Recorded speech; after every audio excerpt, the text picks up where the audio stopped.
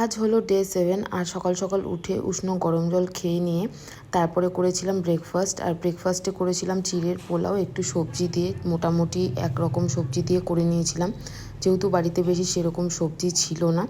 আর তারপরে খেয়েছিলাম চা, আর তার সাথে ছিল বিস্কিট। হ্যাঁ, আমার 7 দিন হয়ে গেছে, কিন্তু এখন অবধি সেরকম আমার ওয়েট কমেনি, কিন্তু আমার ওয়েটটা মেনটেনে আছে। তো মোটামুটি আমি ট্রাই করছি যেন বাড়ির হেলদি খাবার খেয়েই ওয়েটটা লস করা যায়, কারণ বাইরের খাবার খেলে ক্রেভিংস আরও বেশি হয় আমার। আর এখানে সকাল সকাল অনেকগুলো পার্সেল চলে এসেছিলো, জিমের জামা, জিমের প্যান্ট, যেহেতু আমি আবার জিম জয়েন করব এই মাসে, সেই জন্য, যেহেতু একটা বছর গ্যাপের পরে আবার জয়েন করছি। আর এখানে জিমের জন্য একটা জুতো আমি কিনে নিয়েছিলাম জিমে পরার জন্য, কারণ আমার আগের জুতোটা ঠিক ছিঁড়ে গেছিলো। তারপরে দুপুরের লাঞ্চে চলে আসলাম। দুপুরের লাঞ্চে ছিল আলু পটল ভাজা, ভাত, একরকম ঘাটি, আর পনির পটল আলু দিয়ে একটা ঝোল।